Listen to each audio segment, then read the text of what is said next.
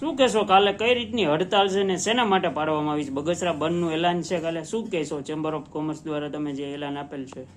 બગસરા નગરપાલિકા દ્વારા અસહ્ય વેરો વધારો કરતા બગસરાની જનતાને તેમજ વેપારી એસોસિએશનને સાથે રાખી અમે કાલે 11 વાગે પ્રાંત કચેરી તેમજ મામલતદાર શ્રી અને ચીફ ઓફિસર શ્રીને આવેદન પત્ર આપવાના છીએ. જે અમારી માગણીને લાગણી એવી છે, બગસરા નગરપાલિકામાં જ વેરો વધારો કરવામાં આવે છે. 134 નગરપાલિકા ગુજરાત રાજ્યની છે, તો 134 નગરપાલિકામાં કેમ વધારો નહીં ને અમારી બગસરા નગરપાલિકા જ કેમ આવો વધારો કરે છે? તેમજ ધારાસભ્ય શ્રી એમ કહે છે કે ભાઈ વેરો તો વધારવો જ પડશે, તેમ નહીં ચાલે. તો હું એમ કઉ છું કે બગસરા નગરપાલિકાને ગ્રાન્ટ નથી મળતી, તો બગસરાની પ્રજાને લૂંટવાનું ચાલુ કરી દીધું છે. બગસરાની પ્રજાએ ખોબલે ને ધોબલે ભારતીય જનતા પાર્ટીને ખૂબ જ નિડરતાથી ચૂંટાવી છે અને ચૂંટાવતી પણ આવશે.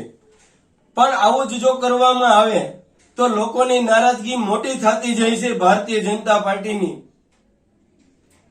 કે લોકો મત દે અને છતાં એને જ માર પડે તો આગુ ભાગવામાં કઈ વાર નહીં લાગે.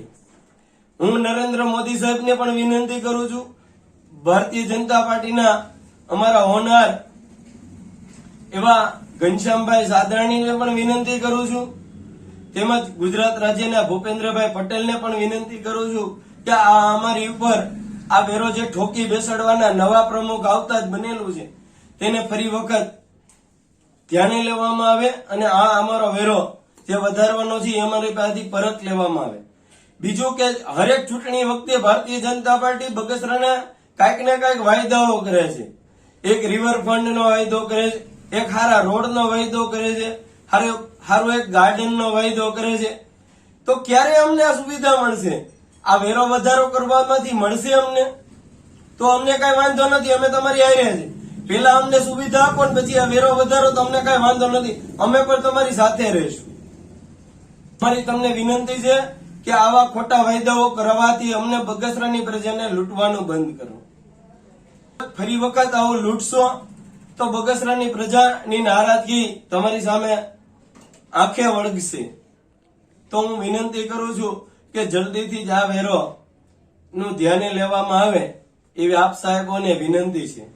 સરકાર અવારનવાર રોડ બનાવવા માટે ગ્રાન્ટ આપતી હોય છે, પણ બગસરા નગરપાલિકાની અનાવડતના હિસાબે ફેસબુક, વોટ્સએપ અને ત્યાંના રહીશોને જો પૂછવામાં આવે તો કે ભાઈ મારા સારામાં સારો રોડ હતો એ તોડી નાખ્યો અને નબળો રોડ બનાવવાનું ચાલુ કરી દીધું. કારણ કે આ સત્તાધીશોને ક્યાંક ને ક્યાંક પોતાના ખિસ્સા ભરવામાં નવરાઈ નથી મળતી એટલે આવું કરે છે. બગસરા અમરેલી રોડ જે 3 વર્ષ પૂરા નથી થયા ને રોડ તૂટી ગયો, છતાં પણ આ નગરપાલિકા એની ઉપર એક પણ પ્રકારનું કાર્યવાહી નથી કરતી. તો શું એની પાસેથી આ લોકોએ કઈક દીધું છે એને મીઠાઈના બોક્સ, જેથી કરીને આ લોકો કઈ નથી કરતા? ઉપર જ આ વેરો હું કામ નાખવામાં આવે? સત્તામાં તેવડ હોય તો ક્યાંક આ સત્તાધીશોની ક્યાંક અનાવડતના હિસાબે ક્યાંક ભ્રષ્ટાચાર થયો હોય, રોડ નબળા બન્યા હોય. આ હમણાં જ બગસરા નગરપાલિકા દ્વારા સ્વામિનારાયણ મંદિર ઉપર પાસે રોડ બનાવવામાં આવ્યો, તેને ડિવાઈડરો તૂટી ગયા, ત્યાંની સ્ટ્રીટ લાઇટ નથી થતી, એના રોડના ખાડા પડી ગયા છે. તો એક વખત તો જોઈને ગયા કે ભાઈ આ રોડ તૂટી ગયો છે, જેને 1 વર્ષ પણ નથી થયું.